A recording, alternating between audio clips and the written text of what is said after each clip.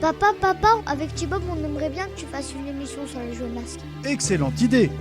Ordinateur, sélectionne les agents masques les plus aptes pour cette mission. Personnel sélectionné. Nicolas Simpson-Jones, ingénieur spécialiste en collection de verres à Mora. Se perd régulièrement dans le Tardis. Nom de code Nico. It was Valentine's Day It was. last week. It was Valentine's Day. So is What that did you do? Oh, sorry guys, I've gotta go. Mikado Twix, expert en trouvailles en tout genre. Fan éternel devant le grand héros cornu. Nom de code Hectarus. Alors moi je voulais dire que c'était vraiment un jeu culte, vraiment, c'est un jeu que j'ai vraiment fait à l'époque. Et concernant le prix de l'escroc... excusez-moi, je dois vous laisser. Romain Toy, RS, collectionneur de jouets peints à la peinture au plomb. Maître Splinter, son mentor. Nom de code Archeo Toy. Hey, bienvenue à tous dans Archeo Toys, l'émission qui réveille les Noëls de ton enfance. En cette période de... Ah non, ça sonne. Désolé, oui, non, il faut que j'y aille. Comment on finira de tourner tout à l'heure?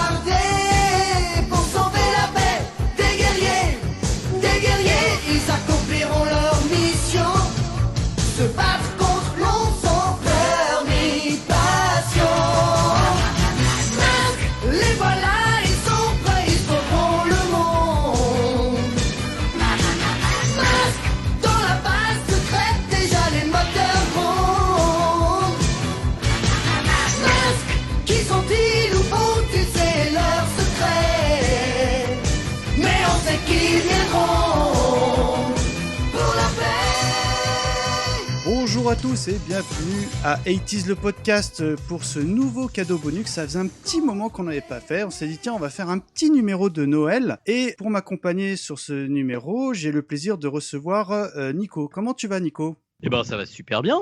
Et le sujet s'y prétend complètement parce que nous allons parler de la cultissime licence de jouets masques. J'ai enfin le plaisir de recevoir Romain de la chaîne YouTube Archeo Toys. Alors comment vas-tu, Romain ? Eh ben, une pêche d'enfer, c'est un plaisir de venir boire un petit vin chaud avec vous pour Noël. Oui, tout à fait. Et puis en plus, ça va parler un petit peu de joujou, donc je pense que c'est un peu ta partie. Et pour qu'on soit 3 sur cette émission, je pense que Nico et moi, nous sommes très clients.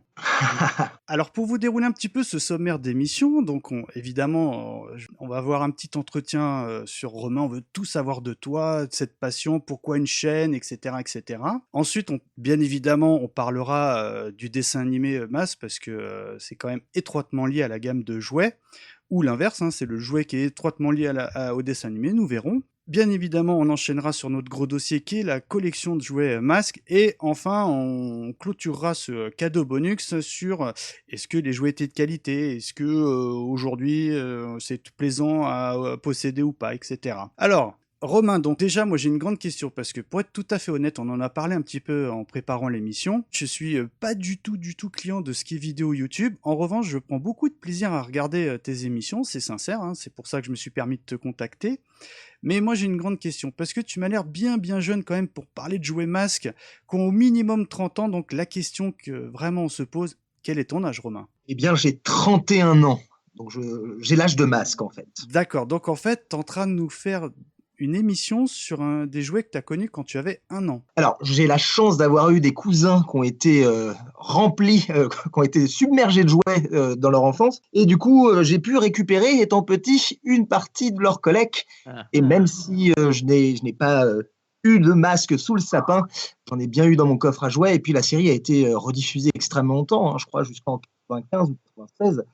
Donc, ouais, au final, je dois être un des rares gamins nés en 85 à avoir joué avec des masques dans son enfance. D'accord, donc parce que c'est vrai quand on a le plaisir de voir tes émissions, on sent vraiment que tu connais tes dossiers et que tu as un réel affect sur l'objet. D'ailleurs, en parlant de ça, on te sent passionné par le jouet, mais est-ce que tu es collectionneur, Romain ? Alors oui, je suis collectionneur à la base, en fait, et pour tout vous dire, Archeo Toys, c'était un peu l'excuse pour continuer à collectionner en se disant « Ouais, mais allez, c'est pour l'émission. » Quand tu te dis collectionneur, c'est quoi?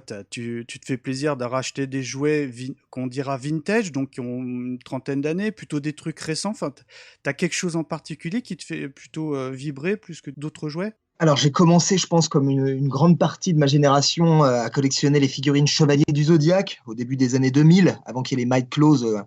On rachetait les vieilles figurines des années 80 qui valaient une vraie fortune à l'époque. J'en ai amassé un petit paquet et j'ai commencé ensuite à faire les brocantes, en fait, tout simplement. Donc, Oui. j'ai commencé à acheter ce que je trouvais, tout simplement. J'ai aussi démarré des collections de figurines modernes, mais ça me plaisait pas, en fait. J'avais du mal à comprendre l'aspect collection d'un truc qu'on peut trouver en magasin. Et ça se trouve, ces objets auront un côté collectif dans une quinzaine d'années, peut-être, non? Oui, mais alors, dans ma démarche à moi, pour moi, ce ne sont pas des objets de collection, mais vraiment des objets pour collectionneurs. Alors, à l'occasion d'en C'est pas des discuter, jouets. si ça vous dit, c'est clairement plus des jouets. Là, ce qui m'intéresse, moi, aujourd'hui, ça va être tout ce qui va être commercialisation, tout ce qui va être un peu sociétal. Pourquoi est-ce qu'on a fait ces choix marketing-là? Quelle influence ont eu ces choix-là sur les adultes que nous sommes devenus? Et du coup, au-delà du simple objet, oui, j'ai plein de Tortues Ninja sur une étagère, comprendre pourquoi j'ai besoin de Tortues Ninja sur mon étagère. Ouais, mais moi je te comprends. Si un jour tu me dis que tu me trouves un Goldorak Jumbo qui traîne dans ta cave, moi tu peux m'appeler, je suis client. Alors moi j'ai quand même une petite question parce que bon, de par tes vidéos, on arrive un petit peu à entrevoir tes différentes collections, puis tes passions. Déjà, est-ce que tu as une pièce maîtresse que tu recherches, vraiment tu dis celle-là, un jour elle sera mienne? Bah, pas vraiment, j'en suis au point où je commence à me dire que j'ai un peu terminé. C'est beau.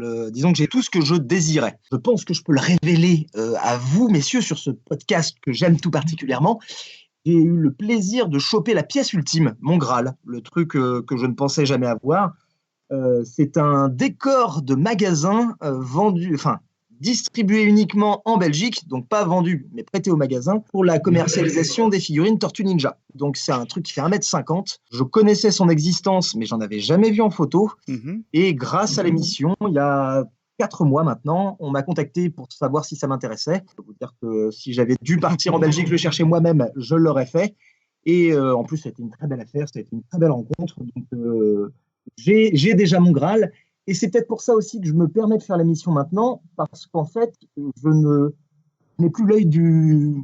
Disons qu'il n'y a plus de désir derrière les jouets. J'ai tout ce que je voulais. Donc maintenant, je peux me permettre de parler de trucs qui ne m'intéresseraient pas forcément moi, mais qui ont un côté croustillant, qui sont intéressantes. J'essaie de sortir de l'affect de ma collection personnelle. Je pense que j'aurais jamais acheté de Princesse Starla si j'avais pas eu le Archeo Toys derrière. Et c'est ça en fait. Je trouve ça encore plus passionnant de maintenant me forcer à m'intéresser à des trucs dont je suis pas du tout la cible. Là, c'est vraiment mon kiff du moment. Et en faisant l'émission, est-ce que tu as déjà découvert des gammes de jouets que tu avais complètement zappé à l'époque et que tu as vraiment trouvé excellentes, toi? Alors, rarement, c'est vrai que je collectionne les toys depuis un bout de temps, donc il y a des trucs, oui, j'ai pu oublier, ou des pièces précises où tu te rends compte, ah, ce personnage-là existe en jouet, mon Dieu, quelle honte. Je pense que le dernier, ça doit être Morgan, un des méchants dans Robocop, la série. La type qui a la peau toute bouffée par l'acide. Ouais, c'est vrai que quand je suis tombé dessus en jouet, je me suis dit, ils l'ont édité en jouet. Ouais, tu parles de celui qui est dans le premier Robocop, là, qui se fait déglinguer par la voiture à la fin. Oui, mais du coup, c'est la version de la série télé. D'accord, j'ignorais totalement. Ouais. Ça va être plutôt ce genre de truc. Après, il y a des choses qui m'ont surpris. Oui, même de jouer Alien de 92, par exemple. Carrément. J'ai découvert il n'y a pas très longtemps, je ne le savais pas, qu'elle était issue d'un dessin animé qui avait été annulé en fait. Personne ne l'a jamais vu, il n'y a qu'un premier épisode qui a été produit. Pourtant, on a eu 5 ou 6 séries de jouets. Et du coup, apprendre ça m'a un peu choqué. Un dessin animé Alien en 92, je pense que ça aurait changé ma vie. Bah après, c'est un grand classique des années 80 où effectivement, ils transformaient des films ultra violents du style Robocop ou Alien, pour pas les citer, en gamme de jouets pour enfants de 8-12 ans, quoi. C'était complètement hallucinant. Il y a des gammes de jouets particulièrement... Mais c'est vrai que le mec fondu de Robocop... Ah oui, et alors l'espèce de truc G.I. Joe là. Oui, les Chuck Norris ressemblent à des G.I. Joe. D'ailleurs, je vous conseille d'aller jeter un coup d'œil à mon camarade Toy Kitsch, qui fait lui aussi des vidéos sur YouTube, qui vient d'en faire une sur les jouets Chuck Norris. C'est assez détaillé, c'est vraiment très cool. Il y avait Rambo aussi qui a été adapté comme ça, en jouet. Les jouets Rambo ont connu des polémiques. Alors on pourrait se dire, Ah ouais mon Dieu, c'est vrai que tuer des petits Vietnamiens quand on a 7 ans, c'est mal. Et en fait non, c'est qu'ils avaient mis un personnage de musulman, d'arabe, avec un espèce de chèche sur la tête. Et du coup, ça avait été interdit aux États-Unis. On ne joue pas avec les Arabes. D'accord. On peut tuer du Vietnamien, en veux-tu en voilà, mais on touche pas aux Arabes. Bah, c'était pile poil au moment de la guerre du Koweït. Ouais. Donc Ouais, on d'accord. C'est peut-être comprend le pas truc. du meilleur goût, on est d'accord. En tout cas, Romain, moi, c'est un truc que je voulais te souligner. Là, je te parle en vieux quadra qui a beaucoup de mal avec les petits jeunes youtubeurs. C'est qu'il y a un truc que tu ne fais pas. C'est que tu ne fais pas ce qu'on appelle des jump cuts. Ah, Alors pour ceux qui ne connaissent pas ce que c'est en fait, je sais pas, c'est un loupé qu'on laisse à l'image. Enfin, je ne sais pas ce que c'est, mais c'est des coupures assez violentes de mise en scène qui personnellement ne me satisfait pas. Mais en tout cas, voilà, je voulais te le dire, c'est encore une fois absolument pas dans le sens du poil. Je conseille à nos auditeurs très très très chaudement de regarder tes différentes vidéos. Et en plus, si tu nous donnes une petite exclusivité sur ta prochaine vidéo, je suis client. alors, déjà, je te remercie. Je dois t'avouer qu'on a mis quand même quelques jump cuts dans les 2 premières vidéos, mais on a arrêté assez vite. On s'est rendu compte que ça ne servait vraiment pas le récit. Le jump cut, c'est tout bête, hein, c'est histoire de réveiller un petit peu le viewer ou de donner un petit effet de style pour parler pour faire 2 personnages en même temps, ce genre de choses. Et c'est vrai que c'est quand même très marqué web. Pour répondre à ta deuxième question, et alors l'exclu, je vous l'avoue, messieurs, on a déjà annoncé qu'on allait sortir une vidéo sur Ninja là, dans les jours à venir. Eh bien, deuxième exclu de dingue Oh. pour Noël. Et là, vous êtes les premiers au monde à le savoir. On prépare un hors-série sur Toy Story. Oh Ah. oui, il y a des trucs à raconter, je pense. Alors, ce sera sur la production de Toy Story, ce ne sera pas sur le film en lui-même. Il y avait déjà pas mal de choses à raconter. Et allez, deuxième exclu, parce que c'est Noël. On va avoir quelques guests qui viennent pour une scène de fin qu'on espère aussi bien que dans nos têtes. Ah, un petit cliffhanger. Alors, ça devrait être sympa, ouais. On devrait même un crossover, on peut appeler ça comme on veut. On devrait avoir quelques autres youtubeurs de chaînes diverses et variées qui viendront faire un petit coucou pour Noël. D'accord, bah écoute, on sera en rendez-vous. Alors là, on va passer donc à la jeunesse du dessin animé. Donc je vais vous faire un petit rapide explicatif de qu'est-ce que masque. Déjà, messieurs, tiens Nico, est-ce que tu sais tout simplement ce que veut dire masque? Donc, bien sûr que je le sais, évidemment. Il n'y a pas du tout de, Il y a pas eu de de tricherie là-dedans. C'est module d'action secret commando en français et en anglais, c'est Mobile Armored Avec un Strike K comme Command. commando. Avec un K, bien sûr, comme dans le Ku Klux Klan. Non, comme dans Commando, oui, ou dans Mortal Kombat, pardon. Alors donc, il faut savoir que c'est une série d'animation, donc une production franco-américaine de 75 épisodes de 22 minutes chacun, créée par un dénommé Bernard Derriès. Est-ce qu'on vous fait rapidement l'historique du monsieur? Bon, les Cités d'Or, Ulysse 31, Inspecteur Gadget, tout ça, je pense que vous connaissez. Donc, c'est le trio tête avec Bruno Bianchi et un certain Jean Chalopin qui est à la production pour ce dessin animé. Donc, évidemment, produit par la société DIC, donc DIC, qui est diffusée aux États-Unis à partir de septembre 85 et chez nous à partir du 14 avril 86 dans une émission qu'on avait déjà évoquée lors d'un précédent podcast, à savoir La vie des bots. Alors, tiens, Oh, quelle Romain, horreur. est-ce que tu te souviens de La vie des bots? Alors, j'ai revu il n'y a pas très longtemps des épisodes de La vie des bots. Et pour la petite histoire, Mask a remplacé, il me semble, Jace et les Conquérants de la Lumière. Exactement, c'est ce que j'allais souligner. Peut-être qu'on en parlera un jour, j'aurai à cœur d'en parler. Jace et les Conquérants de la Lumière a été tout simplement rapidement remplacé parce que les produits dérivés ne fonctionnaient pas. Hein. Il n'y a absolument pas de fin à ce dessin animé. Et donc, pour en revenir à Mask, ça relate les aventures d'un groupe d'intervention spéciale qui lutte contre l'organisation criminelle Venom pour Vicious Evil Network of Mayhem, et qui veut dire réseau de destruction mauvais et diabolique en français. Ça fait pas du tout Venom en plus. J'ai toujours beaucoup apprécié le fait que Mayhem mette son nom dans Oui. le truc de... On est des méchants et on bosse pour lui. C'est ça. Limite, t'as le tatouage Mayhem.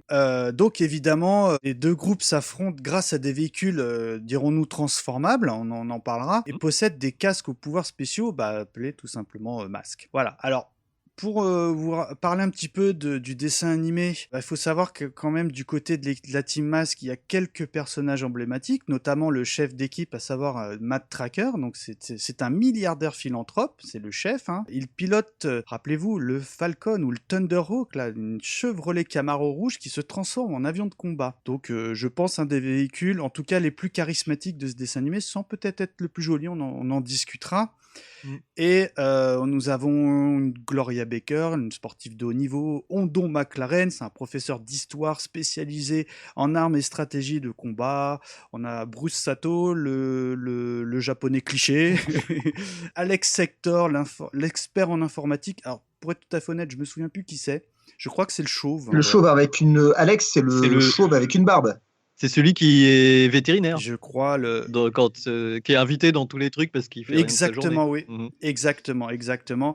Et enfin, mon préféré, et ça, je sais que ça va faire plaisir à Murdoch qui nous écoute, Brad Turner, musicien expert en escalade, spécialiste du pilotage et qui pilote le cultissime Condor. La moto Condor, voilà. Qui n'hésite pas à planter son public en plein concert, en pleine tournée des Eurocaines parce que la Team Mask l'appelle. Alors du côté de l'équipe Venom, on a évidemment le charismatique Miles Mayhem, hein, le chef de Venom, qui pilote peut-être le plus culte des véhicules, à savoir le Switchblade, donc un hélicoptère qui se transforme en avion ou un avion qui se transforme en hélicoptère, au choix. On est bien d'accord que ça sert pas à grand-chose. Et voilà. Donc écoutez, on en parle tout de suite. Quel est l'intérêt ? Parce que moi, j'étais hyper fan, hein, personnellement, mais même enfant, je pense que c'est la question qu'on s'est posée tous enfants. Nico, peut-être tu vas répondre. C'est que c'est super classe, mais à quoi ça sert ?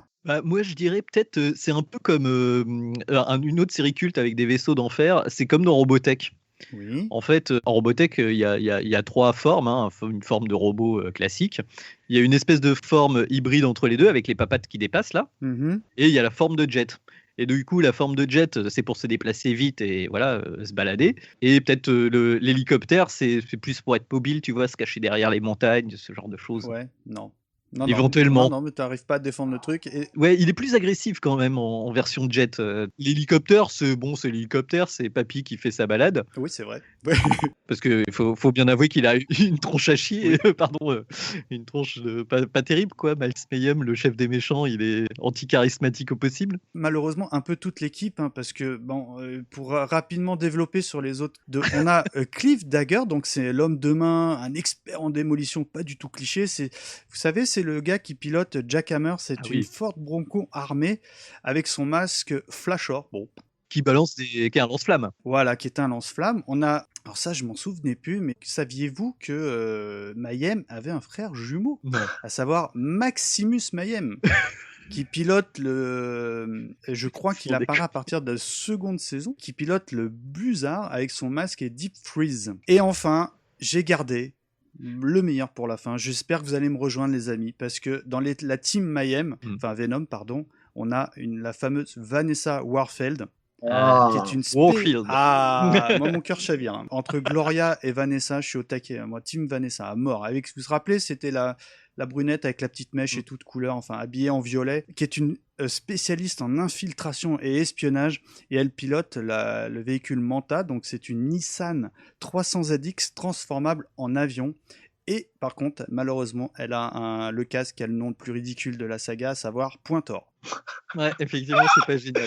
Mais je trouve qu'elle avait un look un peu à jouer de la basse dans le groupe des méchantes dans Jem et les hologrammes, tu vois. Ah oui, c'est les... tu vois la nana là. Espèce de punkette, mais pas trop. Ah ben moi, dans la team Jem et les hologrammes, moi, je trouvais qu'elles étaient ringardes. Par contre, les Misfits...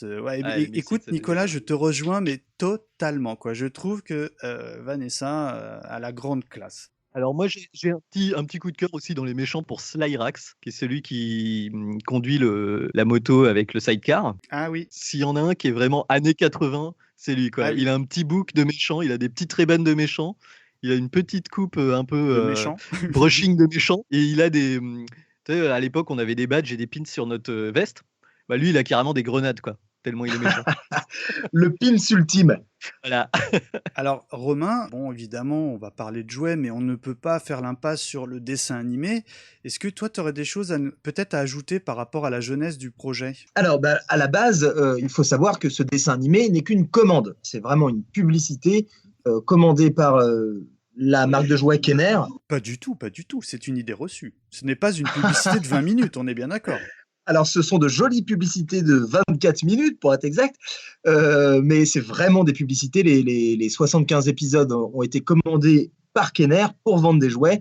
Et en fait, le dessin animé a été lancé. Les jouets étaient déjà en magasin aux États-Unis depuis quasiment un an. Ah oui, d'accord, oui, c'est sorti avant. Donc, moi, ça, c'est quelque chose que j'ignorais. En fait, la gamme de jouets est sortie en magasin un an avant la sortie du premier épisode. À peu près. C'est un peu moins d'un an, mais c'était la même chose déjà pour Jace. Ce sont en fait des commandes. Ils se rendent compte que leurs jouets ne se vendent pas tout seuls. Et du coup, ils demandent à des sociétés de production de lancer un dessin animé pour être diffusé le samedi matin sur les cases enfants. Ce qu'il faut savoir, c'est qu'on est les premiers à avoir vécu ça. On est la première génération dont l'imaginaire a été privatisé, on peut dire ça comme ça, grâce à des lois votées par Ronald Reagan au tout début des années 80. Et le grand premier, c'est bien sûr Musclor. Donc en fait, c'est bien ce qui me semblait. La première gamme de jouets à avoir eu ce type de marketing, c'était les jouets des maîtres de l'univers. Alors c'est la plus connue, mais c'est pas la toute première. La toute première, c'est Charlotte aux fraises. Ah, d'accord. Ah, oui. Ça, c'est c'est plus sorti, les années 70, ça, non? Alors non, justement, là, c'est peut-être 6 ou 8 mois avant Musclor. C'est un seul dessin animé à la base. Hein. C'était juste un spécial Noël, mais avant ça, c'était interdit. Par contre, c'était autorisé pour le jeu vidéo. Et c'est comme ça qu'on a eu, par exemple, le Pac-Man avec notre ami William Lémergie. Dans notre dernière émission sur les jeux vidéo dans les 80s, bien évidemment, on a clôturé cette émission par ce cultissime générique vraiment indémodable. Et c'est marrant parce que chez nous, en fait, on a carrément suivi les Américains. C'est-à-dire qu'on ne s'est même pas posé de questions. J'ai cette impression-là. C'est bien pire que ça. Les Américains n'avaient plus le droit de le faire depuis le milieu des années 70, mais en France, ça n'a jamais été interdit. Et du coup, quand les Américains se sont dit on va s'y remettre, ils ont demandé aux spécialistes du genre, les Français. Et t'as des jouets typiquement français qui sont sortis Alors, c'est des séries françaises issues de jouets américains. Ce sera jamais des jouets français. Parce qu'il me semblait que les Schtroumpfs... c'est belge. Ah oui, déjà, pardon. c'est belge, Peugeot, tout ça, c'est belge, hein, ouais. Ouais, mais moi je me souviens que la série de jouets Les Schtroumpfs, elle était partout dans les années 80. Oui, alors même un petit peu avant, les fameux jouets Bully, les jouets en plastique, en plastique mou. Mais la première série Hanna-Barbera, il me semble qu'elle est venue qu'elle est venue avant. Avec le générique chanté par Dorothée, hein, le vrai. Oui. Oui, du coup c'est ça. Et oui, mais c'est ça, c'est là où on voit notre différence d'âge, cher Romain, parce que nous, les Schtroumpfs, nous on a connu, il y a qu'une personne qui a chanté, c'était Dorothée. Et là, quand tu regardes les séries qui sont dispo d'ailleurs sur Netflix, ça chante la Schtroumpf là, mais qui sait, c'est pas Dorothée, on n'en veut pas, nous, tu vois. Enfin bon, bref, petit aparté donc fait. Quand même, moi j'ai une question parce que, on est super content de parler des jouets masse parce que c'est des jouets, moi, à titre personnel, qui m'ont énormément marqué en tant que jeune enfant. Mais quid du dessin animé, Nico? Tiens, est-ce que t'en gardes un souvenir ému quand on évoque le dessin animé? Est-ce que t'en as revu? Alors, moi j'adorais le dessin animé, je trouvais ça génial. En plus, je regardais ça à l'époque avec mon pote David, lui il collectionnait les jouets. Donc c'était sympa quoi, on regardait le dessin animé avec les jouets. Ah, toi aussi t'avais un copain David qui collectionnait. Moi j'ai eu le même, je pense, comme à toutes les émissions, vas-y. Du coup je trouvais ça super sympa comme dessin animé. Et puis il y avait en plus la marque de fabrique Dick, c'est-à-dire qu'à la fin il y avait la petite leçon de morale, ça nous faisait bien marrer, mais enfin voilà. J'avais un bon souvenir de cette série, et puis effectivement j'ai regardé un ou deux épisodes en streaming, et c'est vrai que c'est pas un mauvais dessin animé, j'ai envie de dire. Voilà, il y a une aventure à chaque épisode, mais quand j'ai regardé les épisodes, je me suis pas dit ah ouais, le fameux épisode où Venom essaie de les écraser avec un rocher. Non, en fait, à chaque fois, les épisodes que j'ai vus, il y avait des vols de rubis, de machin, mais ils sont, je trouve, assez fade en fait. On sent que le scénariste, il a fait ok, bon, bah, cette fois-ci, ils vont voler un truc dans un musée. Cette fois-ci, ils vont essayer de faire s'effondrer un barrage. Et enfin là, en 10 minutes à 3, là, on te fait 2 saisons de Masque sans problème. Oui, c'est ça. Après, si je peux ajouter, moi, évidemment, je suis du même avis que toi, Nico, hein, parce que moi, à l'époque, j'étais hyper fan. En plus, le générique, selon moi, il est culte. Et visuellement aussi, avec l'espèce de grille en 3D en fluo, là, je trouvais que c'était super sympa. Alors, c'est très 80s, mais c'est chouette. C'est ça, ça te donnait de l'entrain. T'avais envie de regarder ton masque. Tu sais, quand t'entendais la musique, tu courais devant ton écran cathodique, quoi. Enfin, en tout cas, moi, je suis vraiment du même avis que toi. J'ai racheté les DVD, genre, oh, regardez mes enfants, on va regarder Masque. Alors, mes enfants, ils ont accroché, mais Et oui. vraiment, ils ont vraiment trouvé ça génial. Moi, aujourd'hui, c'est plus possible. Là, il faut que ça reste dans le souvenir. S'il y en a un qui passe sur la chaîne du Cap, tu le regardes parce que t'as la petite larme à l'œil. Tu regardes, fils, je regardais ça quand j'étais enfant. Pour vous donner un contre-exemple, on est actuellement en train de préparer, allez, vas-y, Romain, on te donne une exclusion. Le prochain numéro, ça sera sur les mystérieuses cités d'or, donc le numéro de janvier. Qualité. Gros dossier. Et ben là, c'est pas du même niveau, tu vois. Pourtant, c'est les mêmes gars aux commandes. Oui, mais c'est pas les Cités d'Or. On est sur une coproduction franco-japonaise où ils sont là pour faire un dessin animé. Ah, mais ça n'a rien à voir, quoi. Masque, c'était clairement fait à la chaîne pour vendre des jouets. Ce qui est assez rigolo, c'est que les scénaristes, la plupart du temps, sont les mêmes sur quasiment toutes les séries. Pour les scénarios de Masque, on retrouve les mêmes mecs qui avaient fait Musclor, les mêmes mecs qui avaient fait Transformers pour les dessins animés. D'ailleurs, les histoires se ressemblent beaucoup.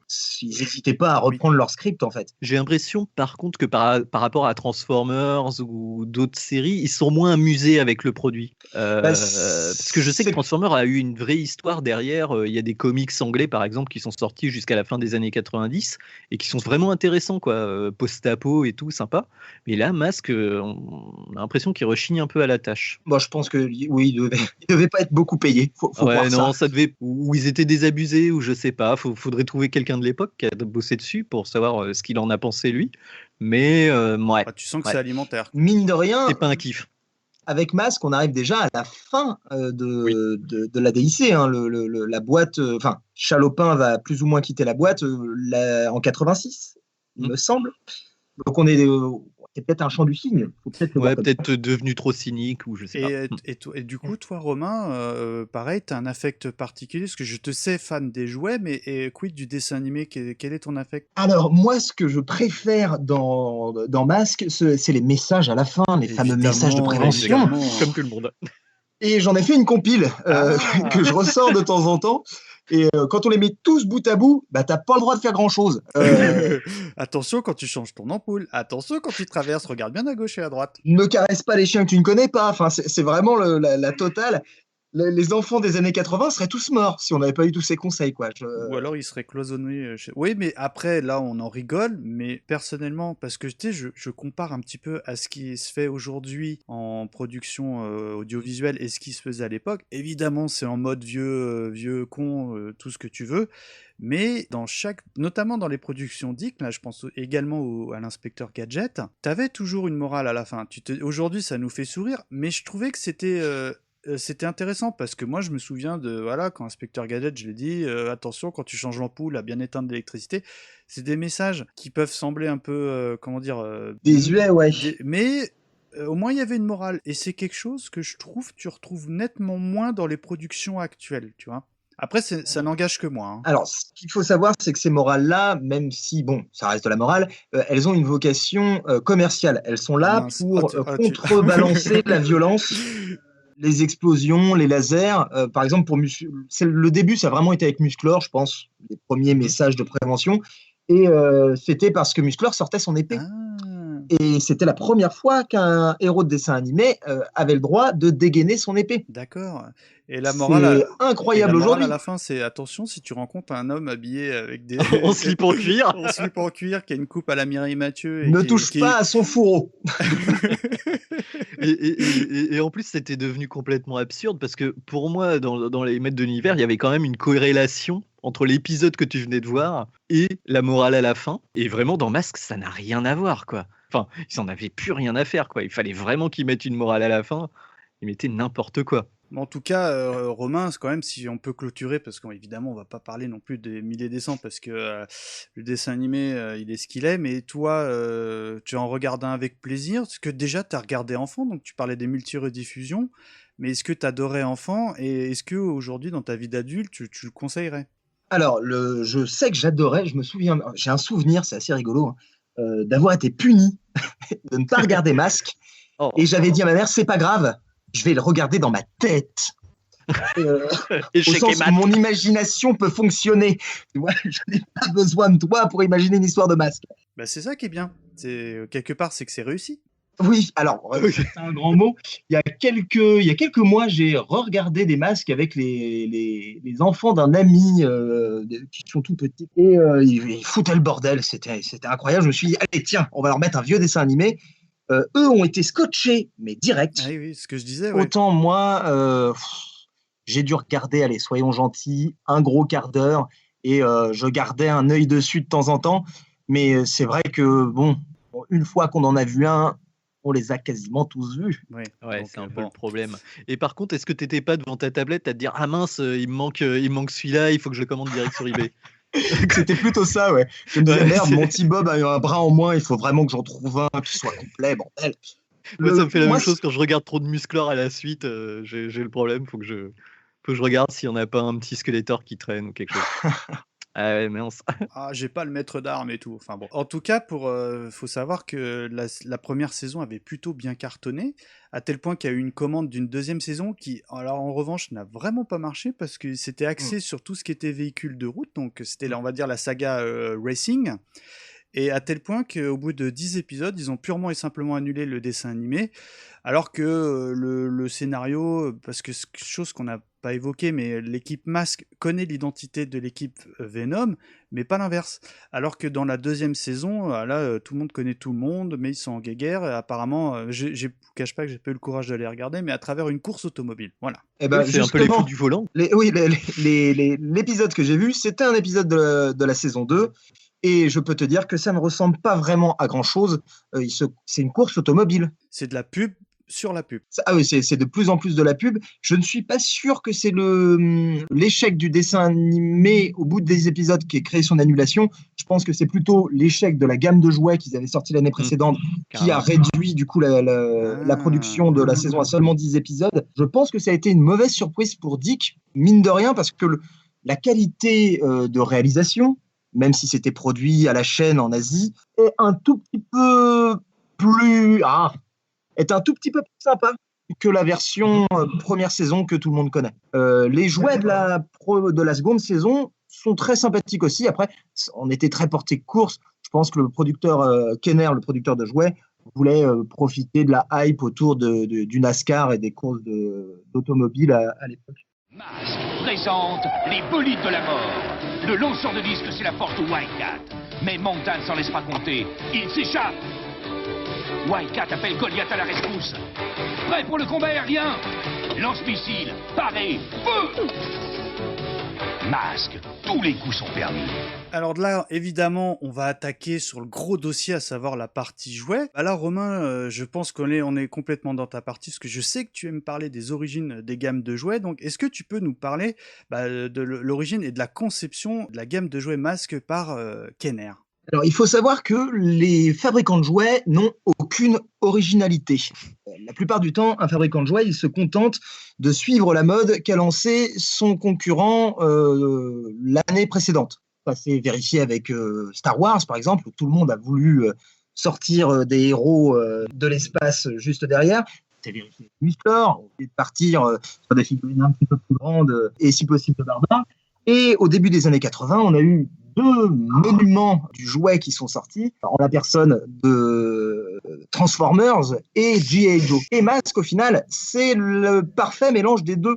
Ce sont deux petits personnages à la G.I. Joe qu'on peut mettre dans des voitures transformables à la Transformers. Donc rien que pour ça, le concept est cool. C'est pas simplement une copie d'un concept de concurrent, c'est la copie de deux concepts de concurrents. Donc ça, j'aime bien. Alors, à la base, la gamme de jouets ne devait pas s'appeler Masque, il devait s'appeler 80 Wheeler. Et c'est rigolo parce que ça fait référence au nom américain de Jace et les Compagnons de la Lumière qui s'appelle The Wheeled Warriors. Et c'est pas innocent, Et donc, ça, non? Alors, c'est deux marques concurrentes. Peut-être qu'ils ont copié sur le concurrent. Encore une fois, c'est vraiment une Parce que habitude. ça, je me permets, je te coupe, Romain, mais chose qu'on ignore, nous, enfin, moi je sais parce que j'aime bien, mais il faut savoir que nous, on a connu le dessin animé Jace et les Conquérants de la Lumière, on a adoré, mais à la base, c'était aussi une commande, on l'a dit, et qu'il y avait quelques gammes de jouets qui, personnellement, je n'ai absolument jamais vu chez nous. Mais pareil. Alors que Alors, c'est des jouets de qualité, enfin, qui sont ultra collector aujourd'hui en plus, hein. ouais, mais qui sont particulièrement laids et qui avaient Ah bon? une jouabilité qui était contestable. On peut dire ça comme ça. Ah, bah tu vois, tu me l'apprends là. Ils étaient livrés avec de petits personnages qui ressemblent d'ailleurs un petit peu aux petits personnages qui sont dans les boîtes masques, mais c'était produit par Mattel. Et Mattel s'était dit que c'était pas la peine de les sortir en France. Et un mauvais choix, je pense, puisque la série a vraiment Ouais, ça aurait cartonné chez nous, cartonné, ouais. notamment grâce à son générique, hein, plus que pour l'histoire. Mais les ajouts de la DIC sur le monde du jouet ont aussi vachement impacté le succès. Il n'y avait pas tous les personnages secondaires qu'on peut connaître. Et c'est la même chose pour la galaxie Masque, puisque certains personnages ont été rajoutés par les Français, donc par les producteurs du dessin animé, comme par exemple la fameuse Gloria, qui conduit une Porsche qui se transforme en sous-marin, c'est ça? Ouais. Oui. On n'a pas eu en jouet parce que tout simplement. Ça fait James Bond un oui, peu, non? alors parce que on pense, entre autres, ils auraient eu un souci avec les producteurs de James Bond qui vendaient des jouets de la Lotus qui ressemblaient énormément à la bagnole de Gloria. Mais au-delà de ça, les jouets étaient déjà sortis et le dessin animé ne venait que se rajouter par-dessus. Il me semble avoir lu dans une interview qui voulait un peu humaniser l'équipe, qui était quand même très masculine, quoi. Et un cliché aussi, l'équipe, un peu, hein. Ah oui, alors le côté milliardaire philanthrope, ça vous fait pas penser à Donald Trump? Bah, léger. Pas trop philanthrope, non. Ah bah moi, Matt Tracker, je le vois en fait. Alors quand j'étais petit, au début, je pensais que Mayhem était le gentil. Ah bon? Ah bah il a un uniforme avec des médailles. Ah oui, exact, oui. Elles sortent d'où, Et, ces médailles? Éventuellement. Qui nous dit qu'en fait c'est pas l'inverse depuis le début, que Matt Tracker n'est en fait qu'une sorte de Donald Trump qui avec ses amis Ah richissimes oui, ou on méchant. fout le bordel, et que Venom au final, malgré un choix de nom contestable, ce sont des agents de police qui font ce qu'ils peuvent. C'est vrai. C'est pas faux, ouais. C'est pas faux. Ouais, présenté comme ça, après, faut voir l'équipe Venom, mais bon. Et dernière chose, il faut savoir que dans la première série des jouets produits, eh bien, les personnages avaient des masques un peu différents de ceux qu'on a eus en Europe. Ah, En explique-nous. effet, ils étaient pleins, et ces masques, eh bien, ils avaient une fâcheuse tendance à étouffer les enfants lorsqu'ils Oh étaient là là! avalés. Donc, Ah, en Europe, mince. Quelle horreur. on a fait des trous dans les masques pour que les enfants assez bêtes pour avaler des accessoires puissent survivre jusqu'à leur transfert à l'hôpital pour leur extraire ce petit morceau de plastique. Il faut savoir aussi qu'en Allemagne, ils ont carrément censuré le logo sur les boîtes de jouets. Ils ont retiré les explosions. Donc, tu peux Trop avoir violent. une voiture avec des missiles, mais tu n'as pas le droit de t'en servir. D'accord, ok. Bon, bah, écoute, je pense que là, on a fait un tour de cette merveilleuse société du jouet des années 80 qui est Kenner. Maintenant, on va attaquer un petit peu vos sélections des différentes collections. Donc, je vais te garder, Romain. Il faut savoir qu'il y a eu plusieurs types de collections. Donc, nous, je pense que nous, celle qu'on a connue, on va dire, c'est la série numéro 1. Est-ce que tu pourrais nous citer quelques, on va dire, pièces originales, enfin, pardon, quelques pièces vraiment importantes de cette collection, on va dire, série numéro 1. Alors, pour la série numéro 1, je pense que tout le monde a surtout retenu la fameuse Thunderhawk, la voiture de Matt Tracker, la voiture principale, hein, la Camaro rouge qui se transforme en jet, on va dire ça comme ça. C'était au-delà du simple fait que ce soit une très jolie voiture, mais rien que pour l'époque, on avait du détail, on avait du chrome. Voilà, c'est ça que je voulais te demander, parce que moi, je sais que j'aimais bien cette gamme de jouets parce que j'avais le sentiment qu'elle était plutôt de qualité. Et justement, sur ton œil expert de collectionneur de jouets, est-ce que tu saurais nous dire si justement les jouets masques étaient plutôt bien fichus et de qualité? Alors, ils sont plutôt bien fichus. D'une part, il y a ces fameux chromes hein, sur les pare-chocs, également sur les roues, et les pneus sont en caoutchouc. Donc très souvent, quand vous les trouverez en brocante, ils n'ont plus les pneus puisque les horribles gamins qui les possédaient les ont virés pour jouer. Ou les boulottets? Ou les boulottaient, et c'est tout fait avec ensuite. Évidemment. Au-delà de... Bien fait. de la qualité, ils sont aussi extrêmement proches de ce qu'on va voir dans le dessin animé. Et oui, c'est ça qu'il fallait souligner parce que déjà dans le dessin animé, je trouvais que Matt Tracker, bizarrement, il avait le véhicule le plus pourri de toute la gamme, alors que les autres, on va en discuter, mais les véhicules avaient la grande classe. J'aimais pas trop cet objet parce que j'avais l'impression que c'était une bête voiture qui, bon, bah tu lèves les portes, un peu comme la Avec des ailes DeLorean. des portières papillons. Ouais, voilà, comme la DeLorean de Retour vers le futur, et puis bon, bah voilà, elle s'envolait. Alors que les autres véhicules, Nico, si tu en as un autre à nommer, avaient on va dire, des transformations peut-être plus intéressantes. Bah moi, personnellement, celui que je préférais à l'époque, et j'avais un pote qui l'avait, et c'est vrai qu'en jouet, quand tu l'avais dans les mains, il était vraiment super sympa.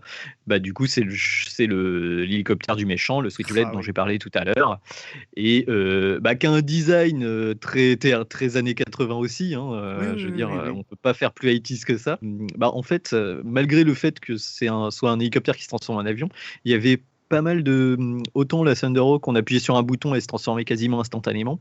Autant le Switchblade, fallait replier les hélices de ailes. l'hélicoptère, les rentrer, sortir les ailes. Alors, je vous défie, Ouais. les gars, de réussir à monter un Switchblade, de le transformer du premier coup. Hein.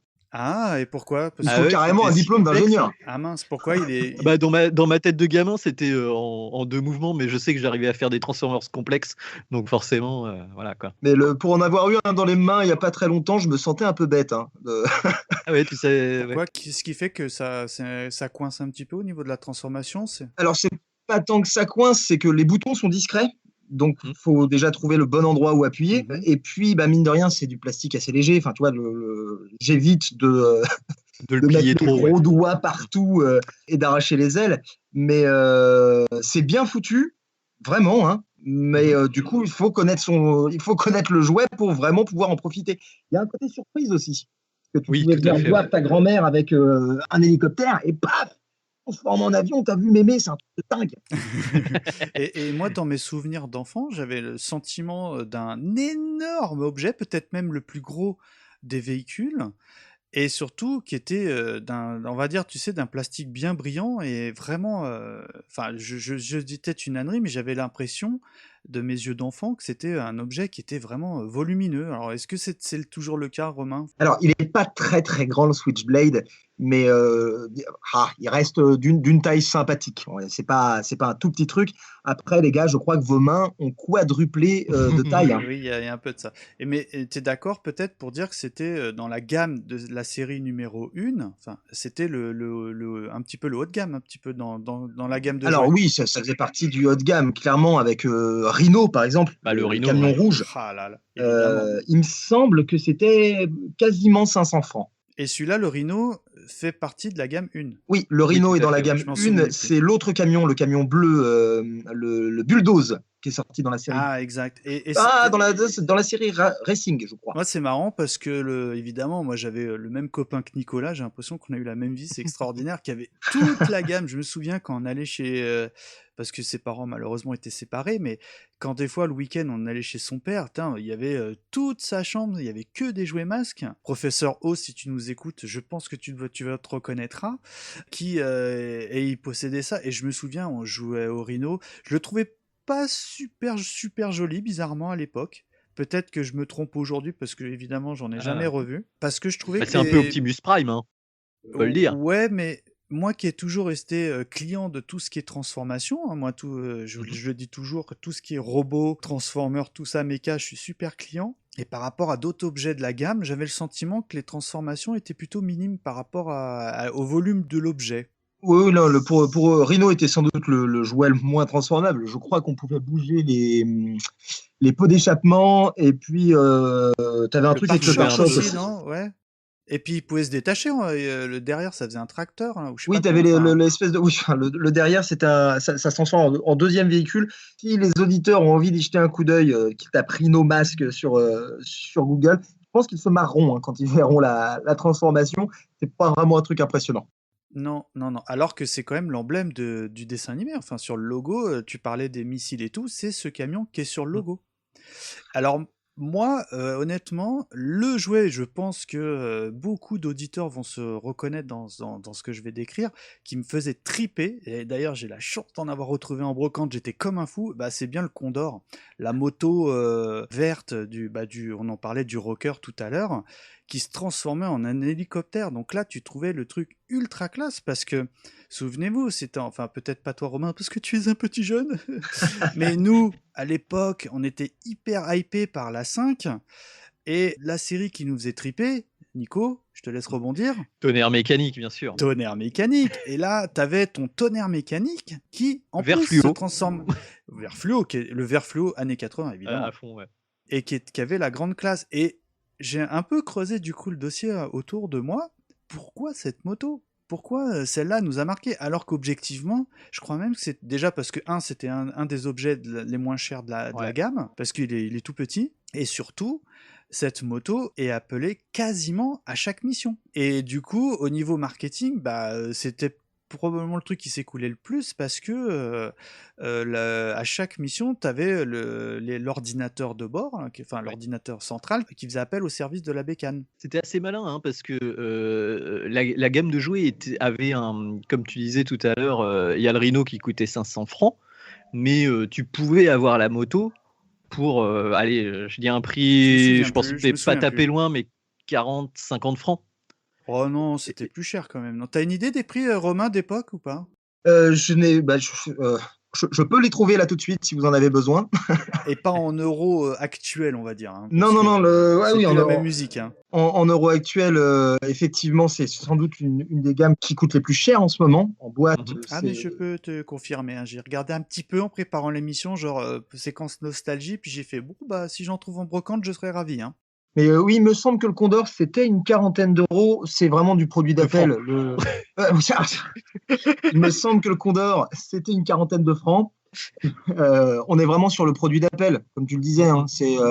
Et effectivement, tu ne pourras pas obtenir de ta mère, à chaque fois que tu vas faire les courses, le playset boule de riz à 500 francs. On peut espérer d'avoir le petit bonhomme où ils ont également sorti des blisters avec 2 personnages. Oui, ça c'est ce qui cote le plus, je crois, aujourd'hui. Alors pour certains, ça dépend lesquels. Encore une fois, les jouets ne valent rien, ça dépend lesquels. Alors Romain, je me permets de te faire rebondir, parce que là tu as évoqué, il faut en parler de la station Boulder Hill. Est-ce que tu pourrais nous en parler un petit peu pour les rares auditeurs qui ne connaissent pas cette mythique station-service ? Alors, le Boulder Hill, c'est donc la base qui sert à nos amis de Masque. C'est la base secrète, déjà, les moteurs grondent. Exactement, elle est sous une montagne, et sur ce playset, nous avez calé une jolie montagne, avec donc ce qui ressemble vaguement à une base, mais on est vraiment beaucoup plus proche, comme tu l'as dit, de la station-service. Non, mais officiellement, c'est une station-service. C'est une station-service, mais de là à faire une grosse différence entre les deux, entre la version transformée et la version normale, je crois que tu fermes une porte, tu mets un rideau de fer, et c'est devenu... Alors, ça faisait un peu pitié quand même, je trouvais. Moi, j'avoue que même à l'époque, j'étais pas dupe, parce que, pareil, ce même copain avait tous les jouets. Mais vous avez pas l'adresse de son père, parce que j'ai un pied de biche. Là, il y a certaines valeurs, certaines sommes aujourd'hui, hein, certains objets. Et cette fameuse station Boulder Hill, de mémoire, je dis peut-être une bêtise, mais vous savez, il y avait une sorte de rocher qui était au sommet de cette petite montagne. Oui. Qui faisait un peu plastoc pourri. Enfin, je me souviens plus, parce que évidemment, j'en ai jamais revu de ma vie. Hein. Tu sais, là, c'est des souvenirs qui parlent, et un peu ma documentation. Et à l'époque, par rapport aux véhicules qui faisaient vraiment pas de cheapos, encore aujourd'hui, je trouve, à titre personnel, cette station, malheureusement, pour le prix qui était demandé, j'aurais préféré acheter d'autres véhicules masques. C'est pas toi, Nico, par exemple ? C'est vrai qu'il y avait un peu ce paradoxe-là. On parlait de la qualité des jouets, et pareil le Condor qui était pas cher du tout, c'était pas un jouet au rabais quand même. Moi, je trouve qu'il était vachement bien fini. Moi, personnellement, j'avais le sidecar là, du gars avec les grenades en guise de pince. Piranha, non ? Et le Piranha. Et la moto, elle est de super bonne qualité. Le sidecar se transforme en une espèce de petit sous-marin. Pareil, il y avait des ressorts à l'intérieur. Les jouets étaient vraiment bien pensés. Et j'ai l'impression que les gros modèles étaient quand même un peu plus gros bouts de plastique, vaguement à monter. et pas si valable que ça au niveau, au niveau jeu en plus. J'avais Mais l'impression qu'il n'y avait pas grand-chose à faire avec. c'est clair que si on parle jouabilité, pour Boulder Hill, c'est pas ce qu'il y a de plus incroyable. Après, au point de vue marketing, je ne sais pas si vous avez déjà vu la boîte. Ah bah ouais, Je voilà, crois qu'elle est au pied du monstrueuse, non sapin, c'est monstrueux. La boîte est tellement énorme, la boîte fait la taille d'un enfant de 4 ans. Romain, je te coupe. Je J'aime pense beaucoup que ton terme jouabilité. Je connaissais pas, je découvre, mais je comprends complètement le sens que tu veux donner parce qu'une station comme Boulder Hill, alors là, je suis totalement d'accord avec vous, messieurs, c'est que, ok, c'est volumineux, c'est peut-être joli, ça dépend des goûts, mais je vois mes enfants encore tout à l'heure, ils jouaient avec mes jouets masses parce que j'ai préparé cette émission avec eux, vous avez pu l'entendre en intro, et le gamin, il prend plaisir à faire rouler la moto, à la transformer, alors que bon, bah l'autre, voilà, ça prend beaucoup de place dans une pièce et puis finalement, tu t'en sers peu, quoi.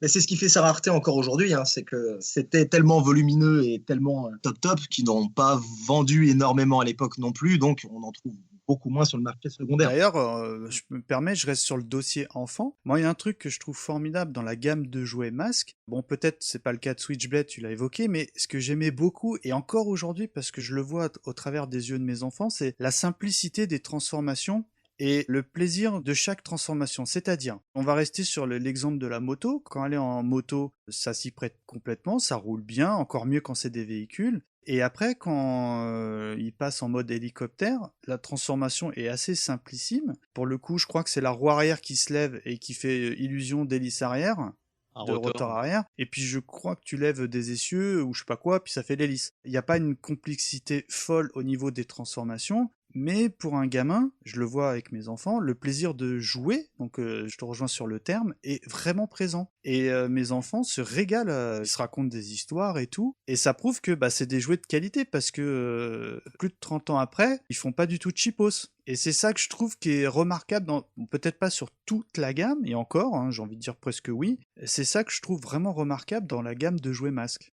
Et moi, pour appuyer là-dessus, pareil, hein, j'ai plein de jouets chez moi et j'ai régulièrement une copine qui vient de Paris pour nous voir avec sa petite fille de 2-3 ans. Et le seul jouet sur lequel vraiment, elle arrive, elle fait la bise, elle est polie, mais elle va chercher dans mes étagères et elle prend le Thunderhawk. Et pourtant, tu laisses tes enfants toucher à tes jouets, mon Dieu.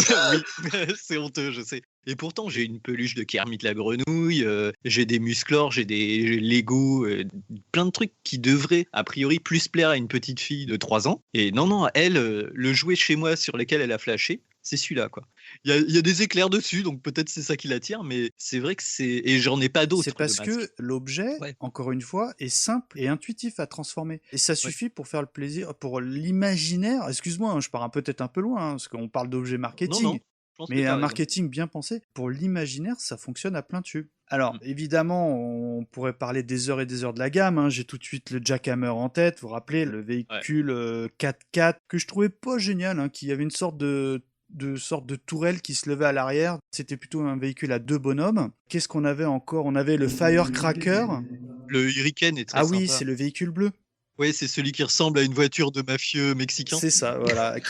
Je la trouve trop classe, cette voiture. Elle était très classe, la Hurricane. On avait la Firefly, donc que j'ai d'ailleurs, je suis assez content. Une voiture de course qui se transforme évidemment en avion, qui est bête comme transformation, mais qui est efficace, hein, pilotée par un certain Julio Lopez, avec la moustache.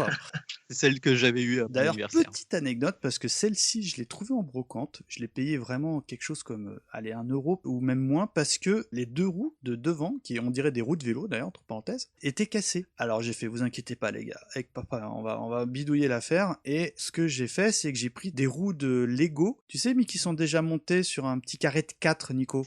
D'accord, oui. Et je les ai collées.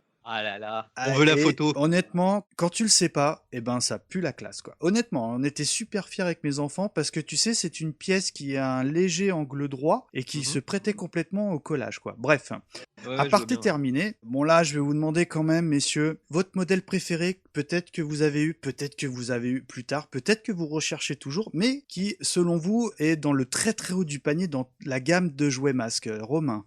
Alors moi, ça va vous surprendre. Mon jouet masque préféré, ce serait T-Bob. Ah, je l'ai, T-Bob, il est classe. J'adore ce T-Bob. Bon, c'est un gros repompé d'R2D2, bien sûr. Pas du tout, à peine. Mais en plus, il faisait scooter. Tu pouvais monter, le fils de Matt Tracker montait derrière, t'avais des petits trous, et hop, tu pouvais partir où tu voulais. Non seulement c'est un robot, mais en plus, il t'emmène à l'école. En Royal. plus, c'est ton pote, quoi. En fait, c'est le jouet que t'aurais bien voulu avoir en taille réelle pour toi. Ah bah oui. Ah oui, et le Ouais. personnage m'a vraiment toujours passionné, mais j'avais un petit affect pour T-Bob. Et du coup, quand j'ai commencé la collection, on voulait absolument en choper un. Et malheureusement, il était un peu au-delà des prix que je voulais bien y mettre. Et du coup, j'en ai qu'un que j'ai trouvé en brocante. Il lui manque un bras, mais c'est le mien. Et je l'aime autant que je peux, malgré ses défauts. Alors moi, j'ai une anecdote sur T-Bob parce que je suis comme toi, Romain, je sais pas si tu le sais, mais je suis très très très friand de vide-grenier. Et une fois, mon fils aîné en avait trouvé un en brocante. Et la bonne femme, je vais vous laisser faire une petite enchère à dessous. Je l'ai acheté, hein, donc c'est pour vous dire que je l'ai pas payé cher. À combien elle me l'a proposé et combien le gamin l'a payé, quoi.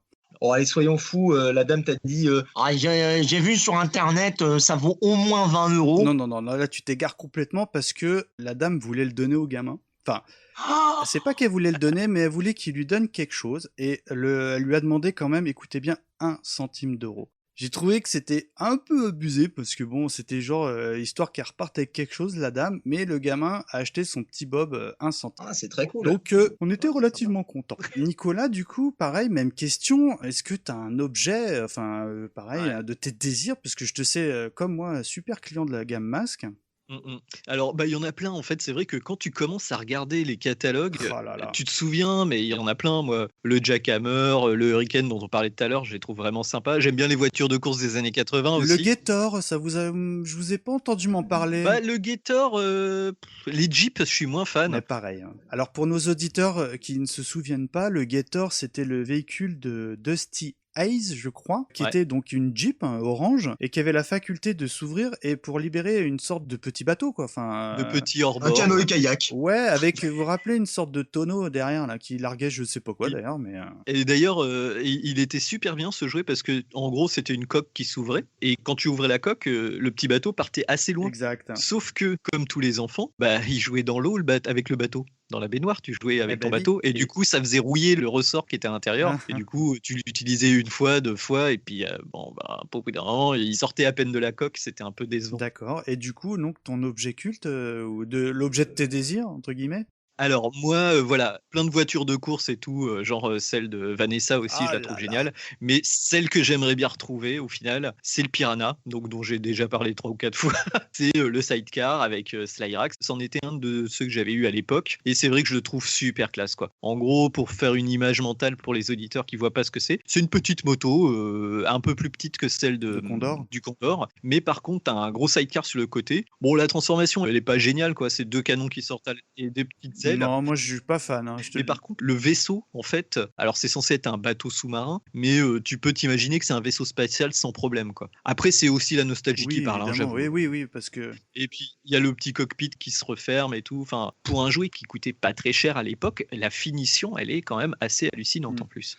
Je pense qu'il se rattrapait en termes de production sur les petits Sur les personnages gros modèles. vendus avec les Oui. véhicules qui, Ah eux, ouais, étaient tout à très fait. peu détaillés. Ils étaient peu détaillés, mais ils étaient solides quand même. Enfin, en moi, termes de peinture, parce que c'est vrai qu'en termes de sculpture, ils sont quand même très beaux Ouais, ils sont comparé à leur corrects, taille. quoi. Bah oui, parce qu'à l'époque, en comparaison, on avait la gamme de jouets G.I. Joe, que personnellement, à part Nico, parce qu'il avait le porte-avions, Nicolas. Non, je l'avais pas. J'en C'était rêvais, pas mais le je l'avais porte-avions pas. que tu nous avais raconté une fois, de 2 non, mètres, là, G.I. Joe, je sais pas quoi. Alors, j'en avais parlé, mais j'avais dit, je connaissais personne qui l'avait et j'imaginais même pas qui pouvait avoir ça chez lui, parce que le jouet fait 2 mètres de long, Ouais. quoi. Là, je suis dans mon salon en train d'enregistrer cette émission. Mon salon, il fait 3 mètres sur 2 mètres 50. Quoi? Comment tu fais pour mettre un truc pareil chez toi? Pour faire le comparo avec les G.I. Joe, alors je vous dis peut-être une ânerie, mais ils étaient plus grands, les G.I. Joe, mais 2 ils fois étaient plus pas grands. très très solides. Non. Parce que je me souviens que le tronc avait une sorte d'élastique pour faire tenir le tronc et les jambes, et qui cassait assez facilement parce que l'élastique vieillit. Alors que les figurines masses sont petites, mais aujourd'hui, moi, mes jouets ont 30 ans. Bon, celui que j'ai acheté, le Bruce Sato, là, le japonais de service, bon, il lui manque une main, donc il aura plus de chocolat, mais pardonnez-moi. Il a été Il n'aura mâchouillé. pas de chocolat à Noël. Il a été mâchouillé, je pense. Mais d'une manière générale, Romain, je pense que tu vas confirmer ou non, mais la finition était plutôt propre, quoi. Les articulations, tout ça est plutôt de qualité, quoi. C'est du beau boulot, ce qu'il y a eu sur Mask. D'ailleurs, ça a été recopié par d'autres marques, comme je l'ai évoqué tout à l'heure. On les a retrouvés avec les Dino Riders, par exemple. C'est-à-dire, explique-nous vite fait, au contraire. Alors, Dino Riders, c'est une gamme de jouets qui a été distribuée par Taiko et qui proposait des figurines de la taille des masques qui montaient sur des dinosaures. Meilleure idée de dessin animé du monde, quoi. Je comprends pas comment ça s'est pu se planter, ce truc-là. Il n'y en a pas eu beaucoup, je crois qu'il y a eu 13 épisodes. Et d'ailleurs, on connaît un prototype de jouet Dino Rider sur lequel c'est tout simplement une figurine Matt Tracker qui a été utilisée. Ah, d'accord. Ouais. Donc pendant la production, ils sont partis de la base des jouets Kenner pour créer la leur. D'accord, ok. Mask a eu une influence au-delà de sa simple commercialisation. Les mini-figurines, on en a eu pendant 4-5 ans. Dans d'autres Donc jouets, elles sont Grâce à Mask. compatibles avec la gamme Mask, des véhicules et tout. Oui, D'accord, c'est bon à savoir. elles font à peu près la même taille. Après, si vous lancez dans Mask vous fait peur à cause du prix et de la rareté, ne vous lancez pas dans Dino Riders. Donc, écoute, transition trouvée, parce que messieurs, figurez-vous que Fibre Nostalgie étant, je me suis fait un petit plaisir. Je vais regarder un petit peu les prix de la gamme de jouets Mask sur Internet. Je suis j'achète ça à 2-3 euros en brocante.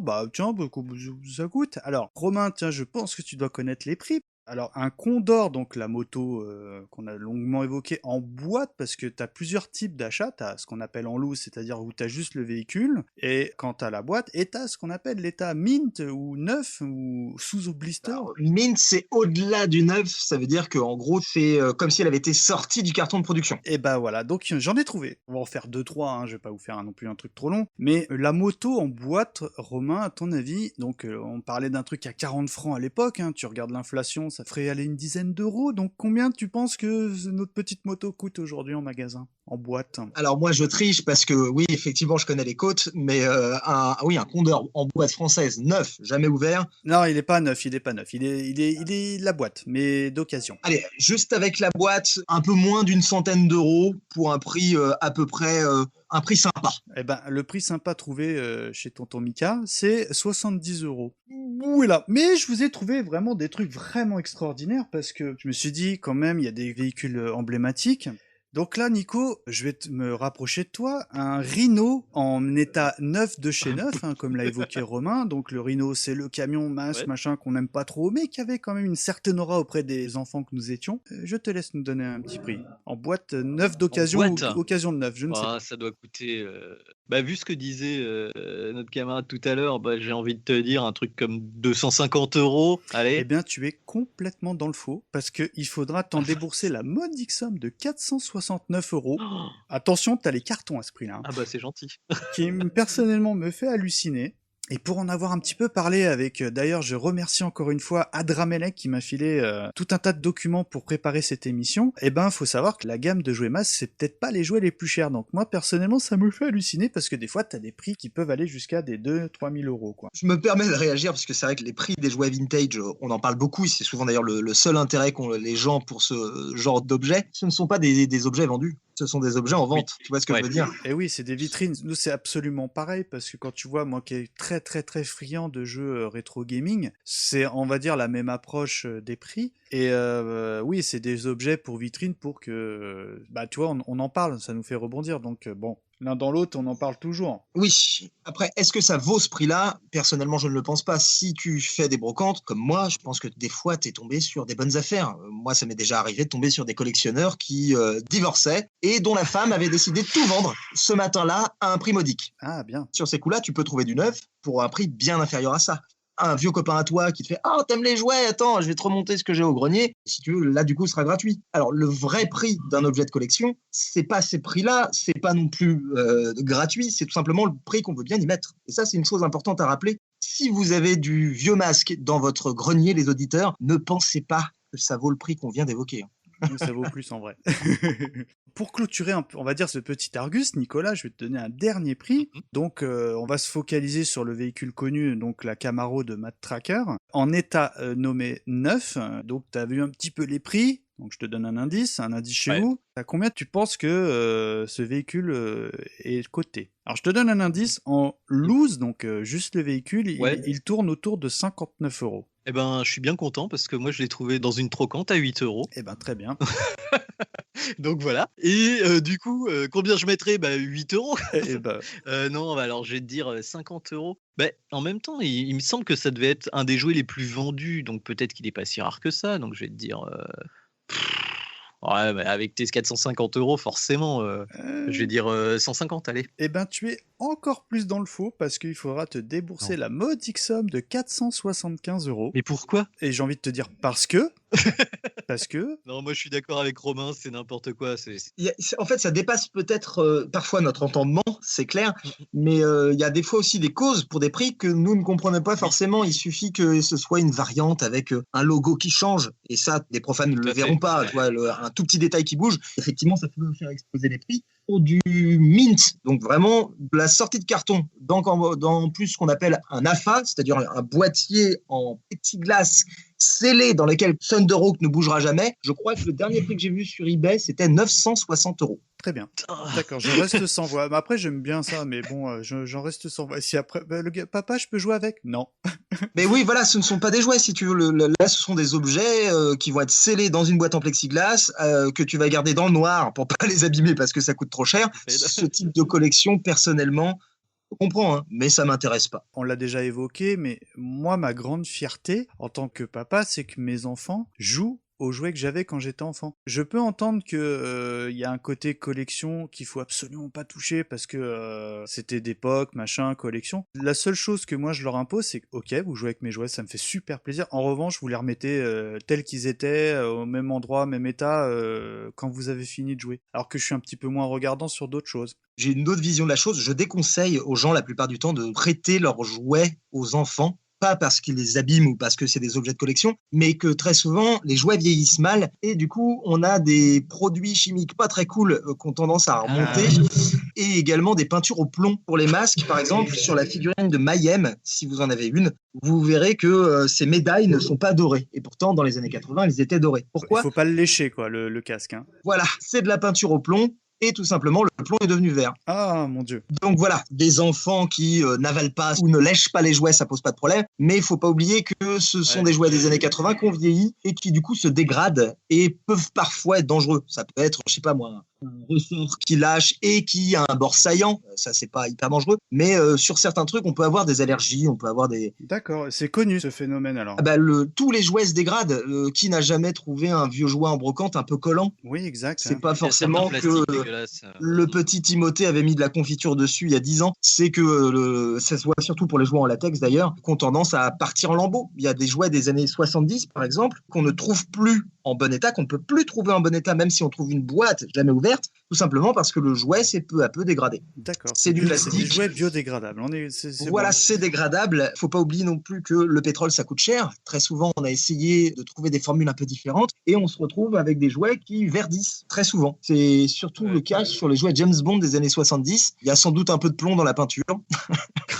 Et du coup, les persos ont le visage vert. D'accord. Donc ouais, ça vieillit mal avec le temps alors. Ne léchez Et- pas vos jouets vintage. C'était la conclusion. Ce sera la conclusion de cette émission. Eh Merci ben, beaucoup. sur ce, donc évidemment, donc là, on arrive à la fin de cette émission. On a fait un joli tour, je pense, du dessin animé et de la gamme de jouets. Il y aurait tellement encore à raconter parce que moi, personnellement, j'ai beaucoup d'affect. Hein. Je l'ai pas dit tout à l'heure, mais le véhicule de Vanessa Warfield Forever. Hein, Tu l'as récupéré celui-là, toi? oui, je l'ai en plus. Et d'ailleurs, justement, Nico, petite anecdote. Une fois, je faisais des travaux et je vais donc à la déchetterie. Et ah non, mais on n'était pas loin du drame. Hein. Et là, je sais pas, Micadette avait préparé tout plein de sacs à jeter. Je sais pas, un éclair, quelque chose, je ne sais pas. Je regarde dans le sac et là, qu'est-ce que je vois dans le sac qu'elle m'avait demandé de mettre à la déchetterie? Le véhicule de Vanessa. Elle est jalouse. Divorce. Elle est jalouse. Direct. C'est tout. Bah oui, mais non, mais. Et là, et ben depuis, le juge m'a accordé la garde des enfants. Il n'y a pas eu de débat, tout est ok. Évidemment, je blague. Donc, Et tu t'es remise avec une jeune femme rousse avec une mèche noire et un C'est ça. collant. Et on a monté un groupe de rock. Yeah. ouais, et nous, les misfits, on est les meilleurs. Pardon, c'est Noël, excusez-moi. Donc là, on va essayer de clôturer cette émission, mais quand même, j'ai une question ultime que j'ai posée à nos auditeurs via nos différents réseaux sociaux, Twitter, 3615, 80 le podcast, etc. Est-ce que vous êtes plutôt Team Masque ou Team Venom, Romain? Eh ben moi, je suis Team Venom, tout simplement parce qu'il y a Vanessa. Et voilà, c'est pour ça. Non mais c'est formidable. Je me permets de dire quelque chose que tu m'as échangé dans nos différents mails. Vanessa vaincra. Ah mais toujours. C'est le seul jouet, il me semble, hein, qui avait un siège éjectable. Oui, je l'ai pas, ce siège éjectable. Ah là là, mais rien que ça. Quand je jouais avec ma sœur, je calais le personnage joué par ma sœur dans la voiture et je ne pouvais m'empêcher de la lâcher au-dessus du lavabo, ce genre de choses. Je l'abandonnais lâchement. C'était jouissif. Quel personnage, Et puis être méchant, c'est toujours plus cool. Exactement, mais voilà. Donc moi, je vais pas rebondir parce que je suis exactement du même avis que Romain. Donc je vais donner quelques citations de nos auditeurs et après je te passerai la main, Nico. Donc on a Yanoche qui nous dit Team Venom pour moi. On a un Daf Pakoun qui nous dit Team Venom rien que pour l'avion de Mayhem. C'est vrai qu'il avait la grande classe, on en a parlé. On a Yashide qui dit dur de choisir. Il y a des véhicules terribles dans les deux camps. Mes préférés sont Hurricane et Manta, donc Manta, hein, on en a parlé. Question de couleur. On a PPX32, là ça sent un pseudo ICQ ça, qui nous dit Team Masque, j'avais la moto verte et je voulais la voiture qui se transforme. Alors, si tu nous écoutes, oui, mais quel mot? Parce que la voiture qui se transforme, je pense que c'est à peu près toute la gamme de jouets. On a un certain TMDJC que nous avons le plaisir de recevoir à peu près 3, 4 fois, 10 fois par an, qui nous dit l'hélicoptère avion, plus fort que la voiture qui vole avec ses portes. Classe. On a Olive qui nous dit Team Masque, j'avais la voiture de Matt et Matt c'était trop bien avec les portes ailes. On a Sénécal Alexandre qui nous dit la Team Masque qui est co-créée par Mayhem, c'est vrai que ça on n'en a pas parlé, mais dans un épisode je crois, d'ailleurs c'est quelque chose qu'on n'a pas souligné, mais avec la gamme de jouets, je crois qu'il y avait un comics qui était livré avec, qui racontait un petit peu le background des personnages qui était absolument pas développé dans le dessin animé. Est-ce que je me trompe, Romain? Alors, il me semble que oui, il y a eu des comics publicitaires, on peut dire ça comme ça, à vocation publicitaire. Il y a eu également plusieurs séries de comics, il me semble, sorties chez Marvel, qui sont plutôt sympas, et l'une d'entre elles vient de reprendre cette année.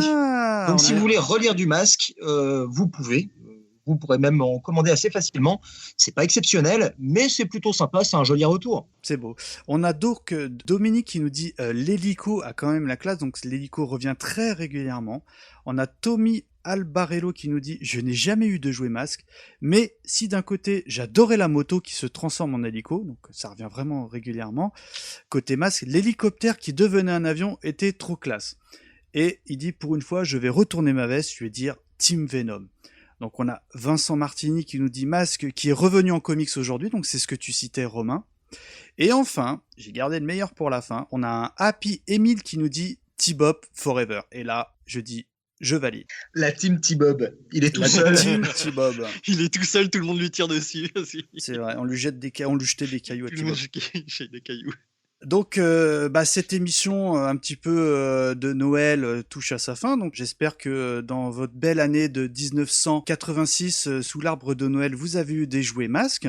Romain, encore une fois au nom de l'iTeam, un grand merci de venir parler de cette passion qui est les jouets de la gamme Masque. Est-ce que on peut te retrouver au-delà de ta chaîne YouTube, donc si tu peux nous donner les adresses et les différents réseaux sociaux où on peut te retrouver? Alors effectivement, on peut me retrouver sur la chaîne Archeo Toys, également sur la page Archeo Toys sur Facebook. On a également un petit Twitter. C'est une chaîne qui va s'étoffer petit à petit, puisqu'au-delà simple jouet, ce qui nous intéresse, c'est vraiment la place du ludique dans notre monde. Pourquoi est-ce que toutes les grandes licences actuelles, Avengers, Star Wars, au final, ne sont que des revivals de gamme de jouets d'il y a 30 ans. Est-ce qu'au final, on n'est pas les mêmes que ce que nous étions enfants? On mange la même chose, c'est assez terrible. On a arrêté de bouffer des céréales au petit-déj, et pourtant, je consomme toujours les mêmes héros, peu d'une manière un peu différente. La culture jouet est devenue la culture pop. En tout cas, moi je sais que j'avais particulièrement apprécié ta vidéo où tu parles justement des super-héros. J'étais assez content de te dire que j'avais un Captain America de je ne sais plus quelle marque, malheureusement tu vas me corriger, mais je te confirme, la peinture est complètement délavée depuis l'époque. Alors effectivement, tu m'avais envoyé une photo d'un Captain America Secret Wars Mattel de 1984, et je fais ça de tête. Non, mais tu as raison. Ouais. Et il me semble, vu les finitions, il est possible que ce soit un Made in France. Ah. Tu regarderas sur ses fesses. Évidemment. Ouais. Il a sans doute été fabriqué à Oyonnax, dans la vallée du plastique, donc dans l'est de la France. D'accord, ah oui, jusqu'au bout. J'ai plus d'arguments là. Fais-moi visiter ton grenier, je te présente tous les objets. Ah, c'est extraordinaire. Donc, encore une fois, merci. Je vous dis à très très vite pour une prochaine émission. Peut-être, comme vous l'avez entendu, ça sera les Mystérieuses Cités d'Or. Nico, merci de t'être incrusté, parce que je pense que t'avais vachement envie de papoter. Avec plaisir, toujours là. J'aime bien quand tu me dis 2 heures avant, je peux venir, j'ai rien à raconter. Oui, Nico, on sait que t'as jamais rien à raconter. On va se quitter. Je vais vous proposer, donc on connaît le cultissime générique Masque, mais la version américaine est également hautement de qualité, donc on va se quitter sur le générique US. À très bientôt et passez de bonnes fêtes à tous. Ciao. Bye bye. Joyeux Noël.